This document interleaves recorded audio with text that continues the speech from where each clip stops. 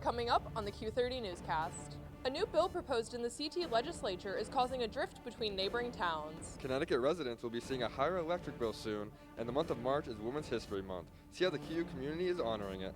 Also, get a look at a video rental store turned coffee shop near campus. All that and more coming up on the Q30 Newscast.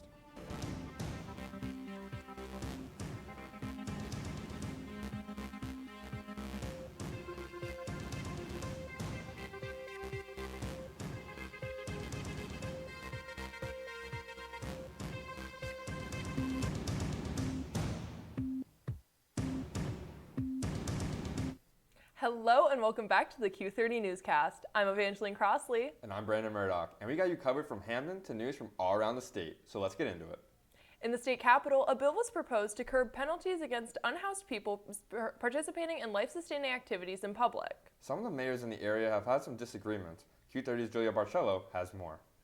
With homelessness on the rise across Connecticut, lawmakers are working to protect the rights of the unhoused with a new bill proposal.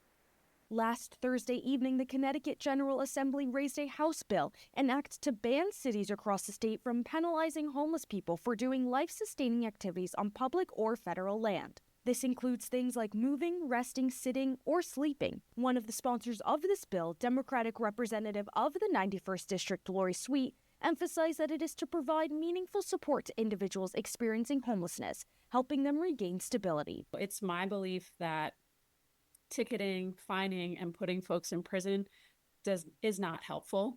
It makes things worse. Then you have someone in our judicial system.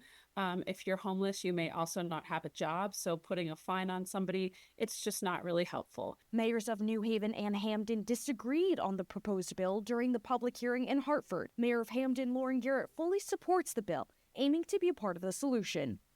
We want to make sure that we are compassionate about people who are unhoused. So we are providing a lot of resources to make sure that we are a part of the solution rather than a part of the problem. New Haven's Justin Elliker expressed concerns it may allow for permanent encampments. Eliza Halsey, a community services administrator in New Haven, explained this. We really want to emphasize that we're completely committed to supporting unhoused folks. And our concern is really just that the bill doesn't address the real solutions, right? The bill will officially be denied or accepted within the coming months. Reporting from Hamden for Q30 News, Julie Barcello. 2 more days, Bobcats, till we're officially on spring break. All residence areas will close at 6 p.m. on this Friday, March 7th. During break, Res Life staff will be completing health and safety inspections. Before leaving, students should unplug all electronics except for refrigerators, clean, and take out all trash. All dorm halls will reopen on Sunday, March 16th at 10 a.m. With the school year coming to a close, the university is helping students out with their job searches. Earlier today, Quinnipiac held a 3-hour career fair on the Mount Carmel campus in the Rec Center from 1:30 to 4:30. The event gave students an opportunity to network with companies in efforts to get internships and jobs. The 39 employers range from news to healthcare, and some of the names include M&T Bank, CBS News Hartford, WFSB, and Crossroads Physical Therapy. Course registration is taking place a week after we get back from spring break. Your advisors should be reaching out soon if they haven't already to plan an advising meeting. Students can work with their faculty advisors on Stellic to plan courses for the upcoming summer and spring semesters. Any student who misses their registration time can participate in open registration from March 13th through April 17th. With the weather starting to change, so are the prices to your electrical bills. United Illuminating's rate adjustment is coming this May. Here's Q30's Andrew Allison with how this may affect local residents. Beginning May 1st, customers of the United Illuminating Company will see an increase in monthly prices due to a state-mandated public benefits charge. UI provides power for New Haven, Bridgeport, and coastal areas of Connecticut. All customers of UI will have to pay the benefits charge, and this includes Quinnipiac University. This rate adjustment mechanism, also known as RAM, adjusts the rate of which UI charges its customers according to government regulation or other factors. UI spokesperson Sarah Fliotsos said that the rate change was due to that public benefits charge, which is applied for a variety of reasons. Public benefits charge is essentially paying for all the state programs that state legislators have put on the electric bill to pay for their priority programs. So that would be like low-income assistance programs, that would be energy efficiency programs, that would be the clean energy programs that we work with zero-emission facilities like nuclear power plants. All power companies in Connecticut have to apply a public benefits charge, not just UI. But, according to Fliotsos, this charge depends on the customer base. UI and Eversource both file the RAM filing, and so they've also went through this process, but that public benefits charge is not the same for both Eversource and UI customers. Eversource has a different customer base. They may have fewer low-income assistance programs because they don't have as many necessarily urban areas. UI and other power companies do not benefit from the charge increase, and all excess funds go into government assistance programs and renewable energy projects. Fliotsos also mentioned that the charge is a relatively small increase, and how much it will impact consumers depends on their usage and the time of year. Although the price increase isn't too substantial, Quinnipiac students and faculty who live in Hamden and the surrounding communities should still be mindful of their power usage. Reporting from the Mount Carmel campus for Q30 News, I'm Andrew Allison. Last evening, Quinnipiac University held a food-filled meeting on the York Hill campus. From 6 to 9 p.m. last night, Quinnipiac held their Talks on the Rocks event inside the Rocky Top Student Center at the On the Rocks Cafe. Students were welcome to attend as long as they filled out an RSVP form. At this meeting, the main point of discussion was sustainability at Quinnipiac. The food at the event ranged from warm dinner rolls to roast pork. Dessert was also served. The former CEO of PepsiCo, Indra Nooyi, is joining President Judy Olian for a fireside chat tomorrow. The chat is part of the Eileen Peters Farley Speaker Series, which is sponsored by the M&T Bank Center for Women in Business. The center is also presenting Nooyi with the center's Impact Award for her passionate advocacy of women in the workplace. The chat is set to begin at 11 a.m. in the Mount Carmel Auditorium, CCE 101. With spring break coming up next week, there will be a lot of people traveling back home at the end of this week. You know, Brandon, I just hope that the weather is warm enough for me to drive home with my windows down. Yeah, those drives are the best. Miranda Vittordi has the updates on the weather for the next 3 days. Miranda, don't you love cruising with the windows down? It truly is the best way to drive home, and it looks like that might be a possibility as people leave campus for spring break. We finally see some warmer weather with today high of 56, and then as the next 2 days go on, high of 53 and 46, cooling down just a little bit as we head into the weekend, but nothing like we've seen in the past couple weeks. Only a low of about low 30s at times, but not as much. Only a little bit of rain here today, but the rest of the week should be clear. Later, I'll give my full 7-day forecast, but for right now, we got to take a short break. We'll be right back after this.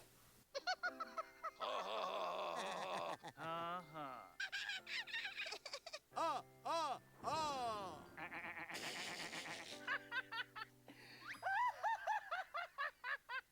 loves to giggle. Elmo's mommy taught him that laughing can help when you have a big feeling, like when you feel happy. Make sure to celebrate when you're happy and laugh it out. Love your mind. Multiple studies have shown that marijuana can slow both driver reaction and response time, which can be really dangerous. He's here. He's here. Wait. What? I can't drive. Why? My. Oh.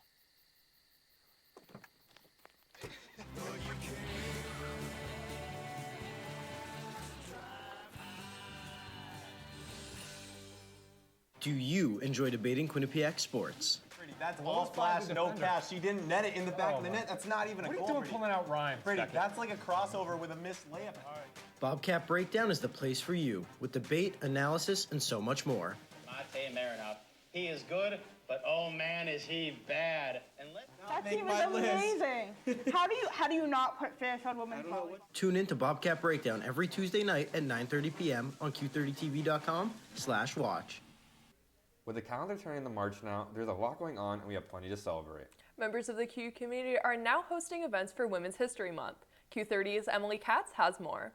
During March Women's History Month, we honor and celebrate the incredible women who have made history for generations. Women's History Month originated from Women's History Week, widely celebrated in 1978, and was officially expanded to a month-long celebration by the U.S. Congress in 1987. And as Quinnipiac University celebrates Women's History Month, the Women Empowerment Club takes center stage with a variety of events designed to foster unity and empowerment for women on campus. Women Empowered is an organization that always looks to the future.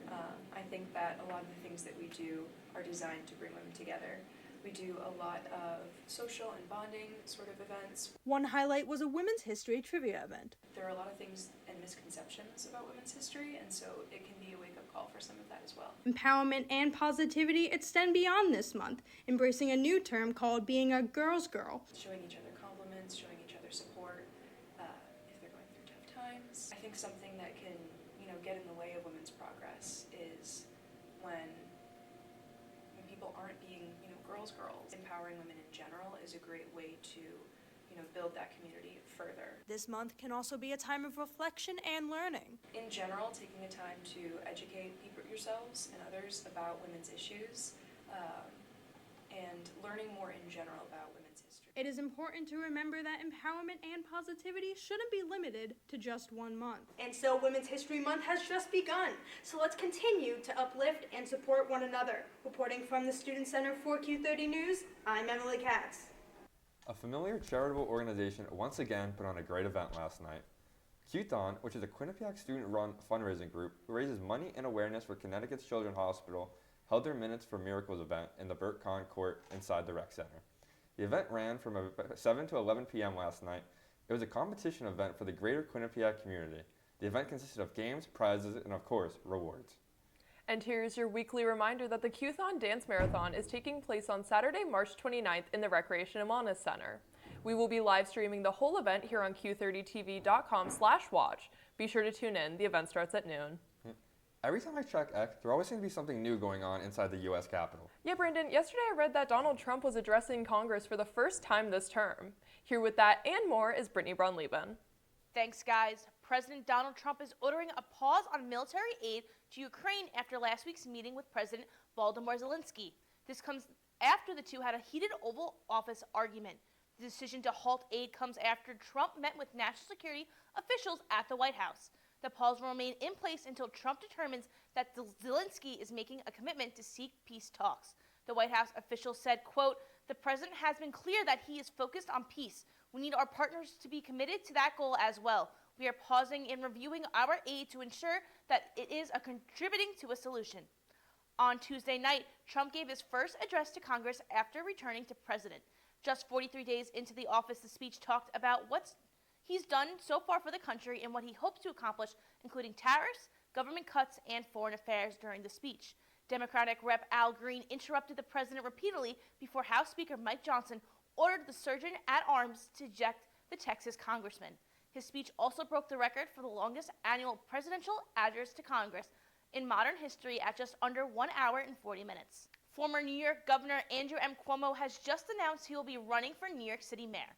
This comes 3 years after August 2021, when Cuomo became a political pariah after the New York State Attorney General concluded that he had sexually harassed at least 11 women with unwanted touching and suggestive comments about their sex lives or appearance. Cuomo plans to help the city with the homeless and the crime rate. The election will be held on November 4th, 2025. That's all I have for politics this week. Back to Evangeline and Brandon at the desk. Quinnipiac students are finding ways to give back to the Hamden community. On Monday, March 3rd, the Bobcats in the Community, which is a student-ran community service group, held a meeting where they made self-care goodie bags to donate to a local homeless shelter. On top of the goodie bags, the group made cards as well to go with the bags. This is just one of the many events that this group has held in efforts to give back to the local community. What a kind way to give back. Now, we have to take another commercial break, but when we come back, Miranda is back in studio for a full 7-day forecast and a look around Connecticut. Yeah, and speaking of good things, we're covering the Wellness Wednesday as well as Quinnipiac students taking part in philanthropy. We'll be right back. There are a lot of temptations facing young people today, like electronic cigarettes and skateboarding. Each vape pod can contain the same amount of nicotine as a pack of cigarettes. This can lead today's youth to a lifelong addiction and severe lung damage.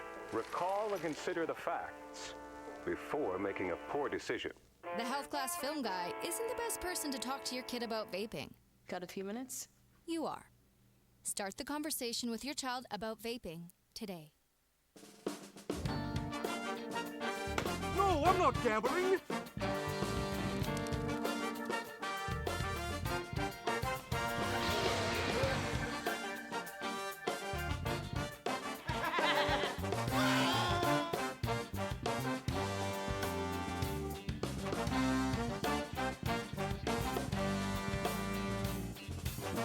Live from the piazza, it's Quinnipiac tonight!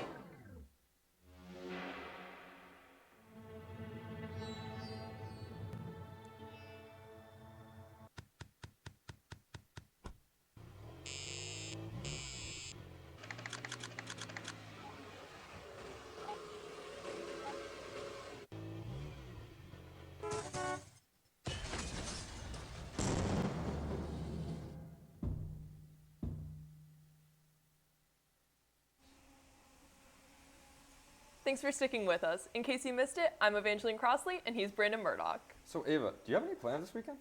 I don't know. Honestly, it depends on if the warm weather is going to keep up. Luckily, Miranda is here with the full forecast for this weekend and into the next week. Miranda, what do you have for us? Well, like I said a little bit earlier, it is going to be a little bit chillier of a weekend than the temperatures we've seen here. Like I said earlier, Friday only a high of 46. Saturday it's going to drop even more, a little bit down to 43. That low at 27. We haven't seen temperatures in the 20s in a little bit. And Sunday 46 for that high. But as we enter next week, if you're still staying in the Hampton area, there's going to be some nice weather again. High of 54 on Monday and sunny and 60 on Tuesday. Now, as we take a look around the state of Connecticut, for tomorrow, we're going to see fog throughout the entire state with temperatures in the low to mid 50s, only dipping down a little bit lower in Torrington, high of 49, and the low overall is going to be right around that 30 mark with some variation in different spots like Stamford, only a low of 33 there. Well, that's all I have for weather this week. Back to Evangeline and Brandon at the desk. Thanks, Miranda. Over the last week, there have been a lot of national headlines around the country. From wildfires in South Carolina to the trial of a mass shooter, Patrick Walsh is here with your national news update. Patrick? Thanks, guys. Here's what's happening in national news. A state of emergency has been declared in South Carolina as gusty winds and unusually dry conditions brought wildfires to parts of the Palmetto State as well as Georgia. More than 175 fires are burning. A major fire in the resort town of Myrtle Beach has burned more than 1,600 acres, with Army National Guard troops having to use Black Hawk helicopters to drop water on the flames. Around 135 community members had to move to a shelter, according to the Red Cross of South Carolina. The fires are expected to subside as the dry air is pushed out by a rainstorm that will dampen the fires by the end of the week. A wildcat strike by New York State prison guards has extended into its third week, with state officials beginning to fire employees who continue to refuse to go to work. Terminations began on Sunday, and on Monday, New York began canceling health insurance plans for corrections officers who remain on strike. The guards started to strike on February 17th, but an agreement was reached last week. It included more overtime pay, addressed staffing shortages, and minimized the amount of mandatory 24-hour shifts that guards have to work. Officers that remain on strike are protesting a lack of support for quelling violence in prisons, lack of a work-life balance, and a policy that limits the time inmates can spend in solitary confinement. Finally, Robert Cremo III, the man accused of killing 7 people and injuring dozens more at a 4th of July parade in 2022 in Illinois, changed his plea to guilty just as his trial was set to begin Monday. Cremo was charged with 21 counts of first-degree murder and is set to be sentenced on April 23rd. The shooting happened in Highland Park, Illinois, a suburb of Chicago. Cremo used a rifle that his father bought for him. And Highland Park Mayor Nancy Rotering said, quote, "Our thoughts and hearts remain with the families whose loved ones were senselessly taken, those who were injured, and everyone whose lives were forever changed by this horrific act," end quote. That's all for national news. Back to you guys at the desk. Thanks, Patrick. Now with the weather warming up, you know what that means. It's allergy season. As the pollen grows, so does my sneezing. Yeah, Ava, it's starting to become sniffle season. 8% of Americans are experiencing hay fever, which leads to sneezing, a runny nose, as well as watery and itchy eyes. Allergies can also make those with asthma more susceptible to an asthma attack. Now, while there's no cure to allergies, doctors recommend reducing exposure to pollen and taking over-the-counter antihistamines to deal with symptoms. Today, Quinnipiac students all over campus took part in Ash Wednesday, taking part in the Catholic holiday. At 7 and 8:30 p.m. today, Quinnipiac University held Mass and handed out ashes as part of Ash Wednesday. As a way to start Lent season, Lent is a 40-day period of for repentance, prayer, and fasting. Ash Wednesday is a holiday that observes the two themes of humility and hope. The Mass will be held at the QCC Chapel on the Mount Carmel campus. QU's Old Friends and New made St. Patrick's Day cards for residents of local nursing homes last night. The organization is dedicated to creating intergenerational friendships between Quinnipiac students and residents of long-term care facilities. Students could come out and create handmade cards with meaningful messages for residents. Talking a bit more on the lighter side, there's been a lot going on in the entertainment industry this past week. The 97th Oscars were this weekend, and a new nostalgic movie is on its way. With the details on these stories and more, here's Joe Flynn. Thanks, guys. We have a lot of news out of Hollywood this week, so let's get right into it. Beloved actor Gene Hackman was found dead along with his wife Betsy Harakawa and his dog. The news came about during a wellness check to the couple's home in Santa Fe. The circumstances of their death remain uncertain as there is no sign of trauma or foul play. As of today, the investigation is still ongoing. Hackman was well known for his 6-decade career of acting, which included 2 Academy Awards and 4 Golden Globes. May he and his wife rest in peace. In lighter news, the Academy of Motion Picture Arts and Sciences held their 97th Oscars award show, which showcased the best films of 2024. The Oscars were hosted by Conan O'Brien, who was praised for his sense of humor and quips throughout the ceremony. The headline film of the ceremony was Anora, which won a total of 5 Academy Awards, including Best Picture and Best Actress in a Lead Role. Other multi-winning films include The Brutalist, which won Best Cinematography and Best Actor in a Lead Role, along with Dune Part 2, which won Best Sound and Best Visual Effects. Wrapping things up, the wait is finally over, as the long-awaited film Shrek 5 has finally gotten its first teaser trailer. The teaser was released on February 28th and was met with mixed reactions. Some viewers found that the animation style did not represent the characters well enough and strayed away from the original movies, while others found the new take on Shrek to be fresh and interesting. It has been nearly 15 years since Shrek 4 was released in theaters, so fans will be antsy to see it when it finally releases in theaters on December 23rd, 2026. That's all I have in this week for entertainment news. Back to Evangeline and Brandon at the desk. Thanks, Joe. I will be impatiently awaiting Christmas 2026. Now it is time for our last commercial break of the night. When we're back, we'll be covering what went down in Quinnipiac sports this past week, as well as Bobcat Babble, where we have an update on a golden toilet being stolen from a royal place. And we'll have a look at a video store turned culture center right near the campus. Don't go anywhere. Guys! We had to make a commercial for #that right now. What do we do? How long do we have? We only had 2 months to do this. We could explain that it's a pop culture news show that covers everything from movies, music, and video games. Yeah, and we can also talk about how there's pre-recorded segments that vary from reviews to in-depth discussions. We should also mention that it broadcasts live every Monday at 7 p.m. on Q30tv.com/watch. I think that covers everything. Did you guys get that down? Have you ever helped a fellow veteran? Of course. Yes. Have you ever asked for help yourself? It's always tough, right? I always feel like I can solve my own problems, but eventually, you just can't deal with it on your own. And you start to question, maybe people would be better off without me. And you realize that you're not alone. Once you take that first step, there's so much support. Miss the action? We've got you. Every team, every game. In-depth coverage, all the access, and of course, all the action. No doubt about it. In isolation is when backhand pops up. Scoop layup with 3 seconds remaining. He hits the game winner. Knock, knock, who's there? Nobody. Vinny Duplessis sends her right back. This is Sports Pause, Monday nights at 9:30, only on Q30 Television. Welcome back. Quinnipiac sports were in action this weekend as men's basketball stayed in first place in the MAC after splitting the weekend, and men's hockey once again brought home the Cleary Cup. I don't even know what that is, but luckily Nick Boyd is here to explain that and more. What do you have for us, Nick? Thanks, guys. From playoff hockey to college basketball, it was another big week for Quinnipiac sports. Starting off on the ice, the number 10 women's hockey team lost in the ECAC quarterfinals to Clarkson in 3 games up in Potsdam, New York. Despite dominating the first game 3-1 behind 2 goals from senior Lawrence Fournette, the Bobcats dropped Game 2 2-1 and Game 3 4-1, eliminating them from the ECAC hockey playoffs. The loss also all but officially eliminates the Bobcats from an at-large spot in the NCAA tournament. The team finishes the year with a 22-12-4 record. The number 12 men's hockey team is just beginning its postseason journey, though, after winning the program's 5th straight Cleary Cup over the weekend. Despite a heartbreaking 4-3 overtime loss at Clarkson on Friday, the Bobcats bounced back with a 4-0 domination of St. Lawrence the following night, clinching the #1 spot in the ECAC playoffs. Junior forward Jeremy Wilmer scored twice versus the Saints. Quinnipiac will have a first-round bye in the ECAC tournament and will host the lowest remaining seed from the first round in a best-of-3 series beginning March 14th. Hitting the hardwood, we've entered the final week of the regular season for men's and women's basketball. The women's team went 2-0 last week with dominant wins over St. Peter's and Merrimack. First-year point guard Gal Raviv matched her career-high 32 points versus the Peacocks and won her 10th Rookie of the Week award. Meanwhile, the men gutted out a thrilling 69-64 comeback victory on Friday night against St. Peter's at home before falling to Merrimack on the road 73-63 on Sunday. However, the team jumped back into first place after Marist lost both its games on the weekend. Both teams will take on Mount St. Mary's and Fairfield to close out the regular season. That's all I've got this week, guys. Are you excited for more playoff games next week?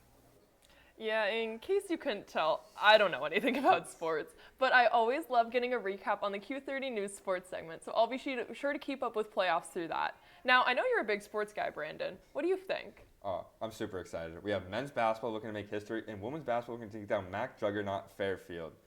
While men's hockey looks to make another NCAA tournament, it doesn't get better than March. Well, I'm excited to see that. But an old video store on Whitney Ave has been converted to a cultural center about 10 years ago. Backed by a more than successful fundraiser that took the store out of financial concerns, Best Video is back and better than ever. Sydney Weimer has more. A quaint destination for film and coffee lovers combined can be found just down the street on Whitney Avenue. For nearly 40 years, Best Video Film and Cultural Center has been more than just a video store. It's been a community space, a live music venue, and a haven for film lovers. This year we're celebrating our 40th anniversary. We were created by Hank Paper, and he had 500 VHS. That's back in the day, that's what they had. And he was able to personally recommend 500 films to everyone. And from that, we just grew. With the growth in streaming, Best Video has seen a decline in sales over the past few years, leaving them to turn to the community for support. So we called out for some help, and the community really responded. It was incredible. We thought it would, we gave ourselves a 2-month benchmark to get that money, and we were able to get it in a week and a half. As of right now, the online, it says that we raised 54. I'm still counting and getting all the numbers, so I will be releasing the final number pretty soon, but it's obviously, we did more than 50,000 in a little under a week, and it was just incredible. Best Video engages with the community to host events appealing to a broad range of audiences, from coffee to film and even music lovers, something many commercial competitors do not offer. A lot of musicians have said that the sound here is incredible for them, so they really do enjoy playing here, even though it is a smaller venue. It's really, I think, our staff, honestly, that sets us apart from everyone. The cafe, the baristas are some of the best baristas that I've ever come across. Support from the local community is just what Best Video has used to succeed, and continuation of such is what it needs to thrive in the future.